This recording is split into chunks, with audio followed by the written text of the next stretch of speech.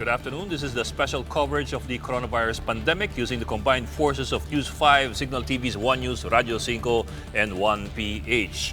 The Health Department is expected to formally designate today the Philippine General Hospital as a COVID-19 referral facility in Metro Manila.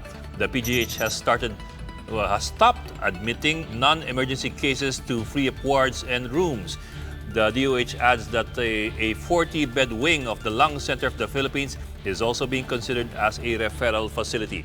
Health authorities are also in talks to use the Jose N. Rodriguez Memorial Hospital and Sanitarium in Caloocan City. At samantala, kumustahin po natin ang isa sa mga LGU sa Metro Manila. Makakausap po natin sa telepono si Marikina Mayor Marcy Teodoro. Mayor, kamusta po kayo dyan sa Marikina? Magandang hapon, Ed. At ito, tahimik naman kami. Yun nga lang, nitong nakarang araw, meron kami nadagdag na isang kaso ng COVID sa isang barangay namin. So, from 6 cases, ngayon may 7 na kami. Pero gusto ko lang linawin, hindi to local transmission o community transmission. Nanggaling siya sa Taiwan. Pag uwi niya rito, infected na pala siya. Nakakaramdam siya, may symptoms siya. So nagpunta siya sa isa sa mga ospital namin. Yun nga lang, ang masama lang ay yung ospital ay walang isolation area. Kaya nga, nirefer pa namin siya papunta sa isa pang ospital para doon talaga siya manatili at magamot. Dahil kulang na ngayon, I think we have gone beyond the capacity of our health system. Kaya hindi dito nakuha, galing po sa ibang bansa. Ito nga yung aming gustong talagang ipaliwanag na mabuti, lalo na sa national. Pagdating pa lang, dapat pagpasok pa lang sa mga port natin o sa entry points ng mga pantalan natin o kaya sa mga paliparan, dapat naku-quarantine na yung mga kababayan natin, lalo na kung galing sa mga COVID-infected countries. Bago makahalo o makapunta pa sila sa local population na makakahawa pa sila. Actually po, Mayor, ganun dapat talaga yung patakaran na from I think 3 weeks or more back. Yung 14-day quarantine was supposed to be mandatory. Unfortunately, mukhang may ibang mga nakalusot. Totoo. Ito nga, yung sa amin, nakalusot to eh. Ang totoo, dito sa Marikina, pagdating, marami kaming namomonitor sa aming barangay health emergency response team. Meron kaming monitoring sa community level eh. Meron kaming 165 persons under monitoring dahil may travel history sila. So, mandatory, pinapa-home quarantine namin sila. Yun nga lang, kung ang national government, meron na talagang quarantine facility, lahat ng darating na makikita nilang person under monitoring, doon na dapat na pumupunta para sa ganon ay hindi na humahalo pa doon sa local population. Ganon na nangyari dito sa amin, sa American patient namin, yung patient number 9. Galing Amerika, pag uwi rito, sa bahay nila, meron na pala na nahawa yung mga kasama sa bahay. Kaya nga, at first instance, namin, ang kaso agad namin 5. Pero in the same household. Ang good news dito, Ed, ito. Yung apat doon sa nahawa niya, isa doon ay magaling na, naka-recover na. Tapos yung aming, nag-quarantine kami even before the declaration of the President. So, ang good news pa rin sa amin, meron kami, ngayong araw, meron kami mga 25 na tao, na persons under monitoring, na nag-negative dun sa test na ginawa sa RITN. At kahapon, meron din kami 16 na clear na rin dahil nag-negative na sa test. Ito yung importance of testing. Yung tao naliliberate socially and economically. Nakaka-reintegrate na rin siya. At kung positive naman, sa testing lumabas, we could readily isolate and contain him. Okay. Mayor, total, nabanggit nyo na yung testing eh. Ang balita ho namin nakapagtayo na kayo ng sarili nyong molecular laboratory sa Marikina for your own testing of COVID-19. How far are you down the line po? Yes, correct. Nakaput up na yung molecular laboratory. Ibig sabihin, meron na kaming yung machine na gagamitin, yung tinatawag na PCR. Yung polymerase chain reaction. Yeah, chain reaction niya. Meron yan, yun ang ginagamit eh. Kasi laboratory testing talaga tong COVID eh. Hindi naman to yung tinatawag nila natin point of care kits lamang. Yung parang pambuntis lang po yun. pregnancy kit. Oo. Hindi ganun eh. Saka molecular laboratory. Na-train na rin namin yung aming mga technicians sa tao. We have the necessary protective equipments na rin for the laboratory. Ngayon, ito, ang challenge namin. Ang gagamitin namin is yung dinidevelop na test kit ng UP-NIH. Yung kay Dr. Desura? Yes, dahil si Dr. Desura, yung kanyang pharmaceutical ay dito nakabase sa Marikina. So, we have entered long before, siguro may mga 2-3 weeks na kami may memorandum of agreement. Kalaka namin, go na kami dahil initially, they got the nod or approval of the FDA, pero they were required pa to do some field validation. Yes, sir. Kailangan naman talaga. Pero, yun, hinihintay namin yung resulta at tapos ng field validation. Pero sa Lunes, gagawin namin, part of ng field validation, magsisimula na kaming gamitin yung laboratory, pero for field validation. Meron kaming naka-line up siguro mga 50 to 75 na katao na itetest doon. Una, yung mga persons under monitoring pa namin natitira. Yung iba, yung mga frontliners natin, yung mga health workers natin na exposed. Meron nga, Ed, na ilang members ng media nagpasama dun sa listahan natin dahil exposed din daw sila sa threat ng COVID-19. And some other officials na ang trabaho ay narito sa COVID-19. Mayor, you will be the first LGU to have your own local testing outside of RITM. Yes, correct. That's correct. That's correct. This is our contribution to the national government. Yung effort na yung resources na kulang sa national ay ma-augment ng meron sa local. Kasi this is, I think, what we call the whole of a government approach na tulong-tulong tayo. Our model here is South Korea. Ang daming kaso ng COVID doon, pero nakikita naman natin ang success rate nila sa pagko-contain, sa pag-isolate ng mga positive COVID cases nila. Dahil doon sa early testing na nanggagawa. Early testing. Ang mahirap hindi mo malaman kung infected ka o hindi. So, nakakapag-transmit ka pa. Carrier ka pa. Pero kung ikaw, maaga pala makapag-test. Alam, may bibigyan niya sa yung supportive treatment na kailangan mo. Opo, pero Mayor, I suppose the question in everybody's mind right now is how did you do this and how can other LGUs replicate what you did? Yeah. How did we do it? By what we know, you're the only LGU with its own testing facility. We're mindful of Section 16 of the Local Government Code. Yun yung General Welfare Clause. Nakalagay naman doon na we could exercise all the powers that we have, explicit and implicit therefrom, incidental, necessary, and appropriate for the promotion of public health. So, in-invoke lang namin yung section na yon. Then, tiningnan namin talaga kung ano yung problema. Nakikita namin ang problema talaga ng tao, hindi niya alam kung infected siya o hindi. So, parang nakukulong siya and we need to liberate the person socially and economically. Socially, bawat tao ngayon hindi makapagkamay sa isa't isa. Opo. yung magulang hindi niya mayakap yung anak niya, yung asawa niya hindi niya malapitan dahil iniisip niya pag galing siya sa labas infected siya. Ang nakita lang namin yung gano'n na pangangailangan na matest para malaman kung positive, mabigay yung treatment o yung supportive treatment na tinatawag. Kung negative naman, then liberated siya socially as well as economically.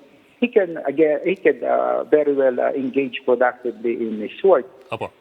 Yung ganong frame of mind, I think it's a frame of mind. And it's also how you assess what the people really need.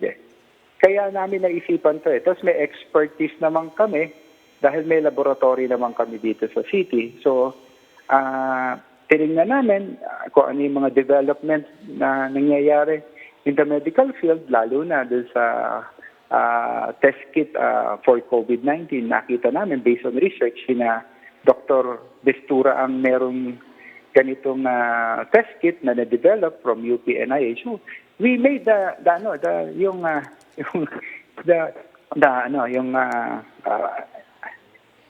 we simply network with them.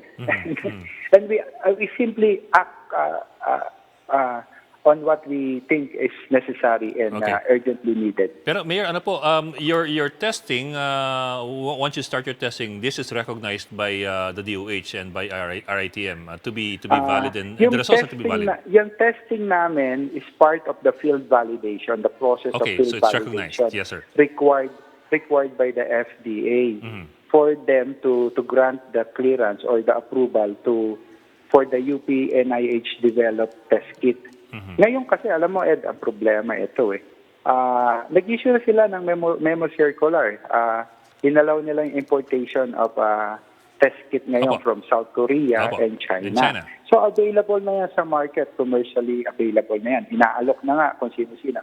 Pero ang cost medyo prohibitive ang alam ko, $70 bawat isang test na gagawin sa isang tao. And you cannot do it at home. You have to have a laboratory. Correct. You cannot do it at home. Pupunta ka pa rin sa facility. So, sino i-accredit nilang facility? Di ba? Di ba? Bakit hindi gawin ng local government at gawin na lang nilang part of the health services na ino-offer sa tao? Na for free. Pwede naman Pwede naman. Especially sa threat ngayon ng COVID-19.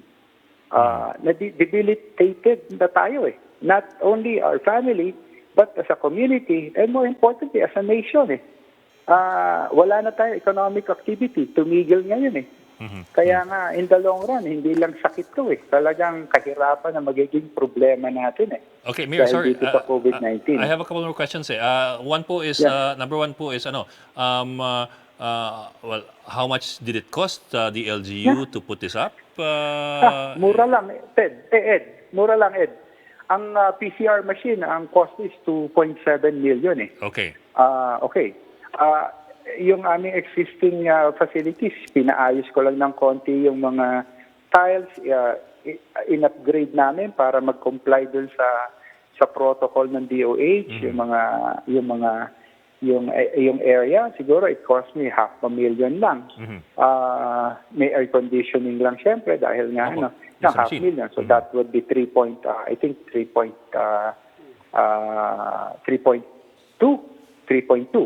Yeah. Plus yung test kit, ang test kit 32,000 pesos lang ang isang kit, pero magagamit mo yon for 25 persons. So approximately siguro mga 1,200 pesos lang ang isang test na gagawin. That's it. Meron lang kaming triage area, a tent that parang isolation area na gagamitin lang. Yung isang tent lang siguro 100,000 lang. Ito yung tent na parang ginagamit sa mga ospital So, ayun, plus personnel. So, if it doesn't cost us even, not beyond 5 million pesos siguro, baka 3 or 4 million lang to put up the laboratory. Okay. Mayor, one more question po. Bale, when will you start the tests, these confirmatory tests, and how many do you think you can test per day? We will start by Monday. Pero field validation lang to. Okay, field validation. Bawat araw, we could test down around 25 to 50 people. 35 to 50? For the field, 25 to 50 for field validation. Pero yung field validation kasi parang sample group lang yan, di ba? So, pagkatapos nun, I think pag in-approve na ng FDA, we're simply awaiting for the approval of the FDA. Then we could proceed accordingly na siguro on the same rate then every day. Okay, that's all good to hear po. It's really all good to hear. So 35 to 50 po for at least for the first few days. And who are your targets? Sino may priority for testing? Una yung mga persons under monitoring namin. We have 165, yes. Second, yung mga nasa frontline natin. Yung mga health workers natin. Para maramdaman naman nila na ating silang iniintindi. Ano po. Pangatlo, yung mga immunocompromised po natin, yung mga senior citizens po natin. Kasi yung iba po talaga, ang duda ko nga dito, marami nang infected, hindi lang nadidetect dahil wala nga ang testing. Baka dahil malakas lang ang resistensya ng iba, asymptomatic, kaya hindi napapansin. Ano? Kaya lalo kumakalat. Kaya nga kumakalat lalo Kaya nga sinasabi nila in the coming weeks, magsusurge to, no? Given the very aggressive yung attack rate nila na 1:3. Isang tao makakahawa sa tatlo. Senior citizens.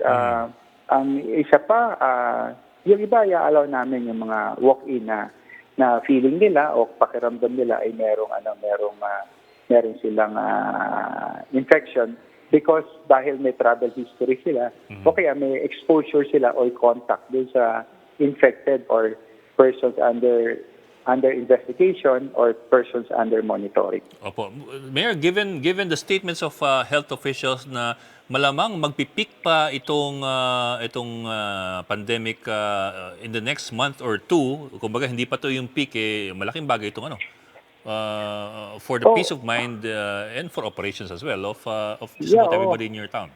City. Yeah, peace of mind, and more importantly, alam mo kung ano gagawin mo. Concretely, alam mo kung ano gagawin mo dapat.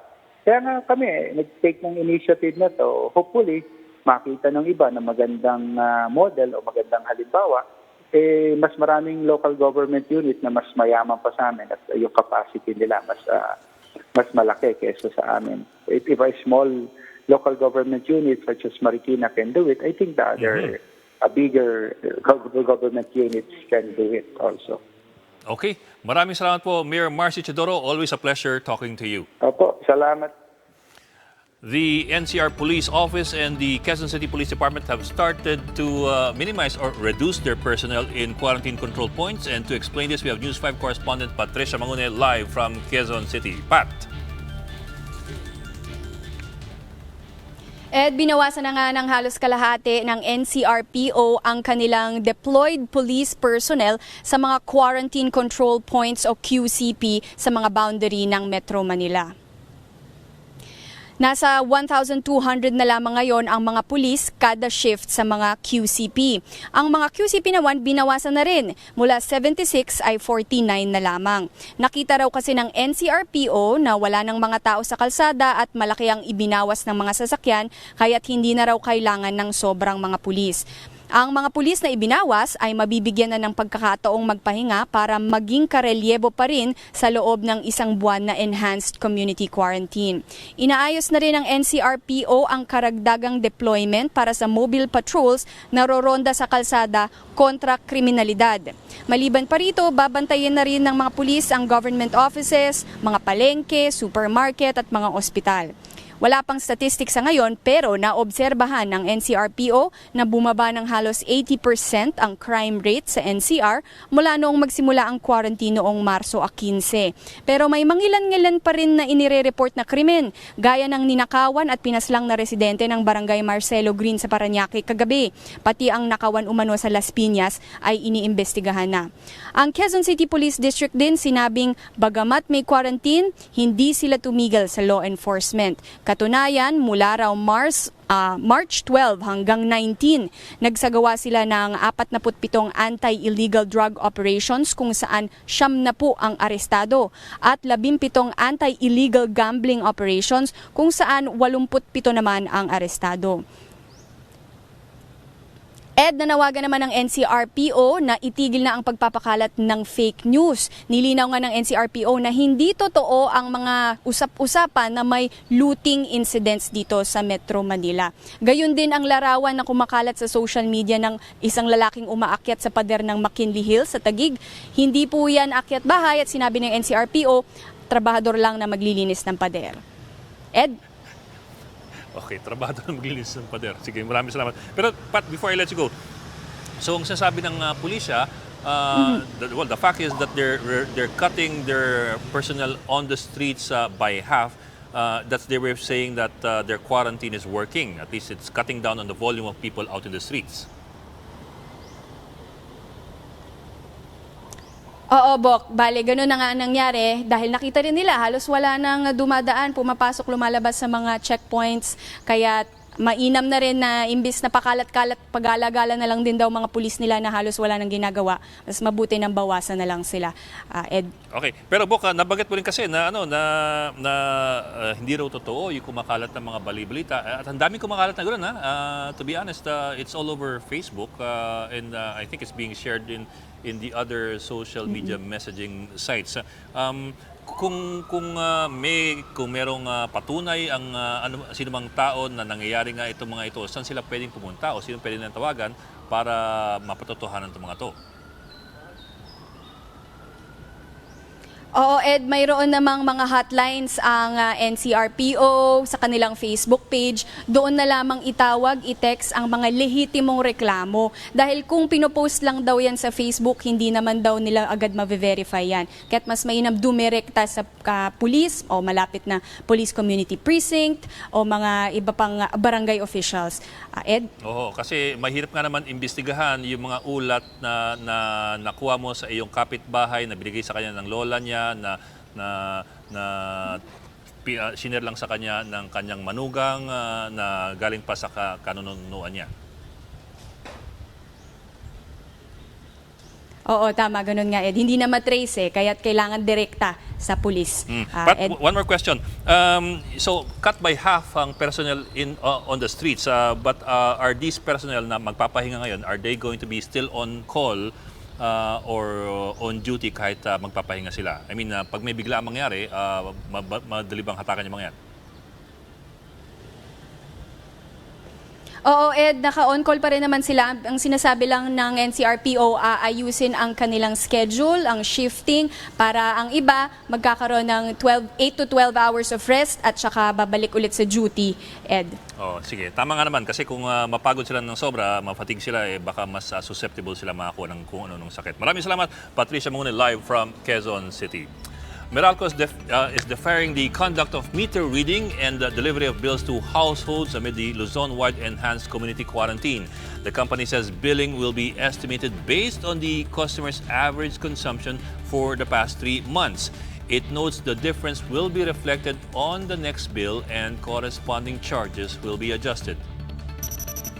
The Energy Department is calling on the power sector corporations to defer payments of obligations and dues. In a memorandum, Energy Secretary Alfonso Cusi says the extension should last for 30 days after the conclusion of the enhanced community quarantine across Luzon. Excuse me. And as the Bureau of Immigration temporarily suspends several transactions in its Luzon offices, foreigners whose visas will expire during the quarantine period will be allowed to file their applications for extension with penalties as long as they apply 30 days before the lifting of the quarantine.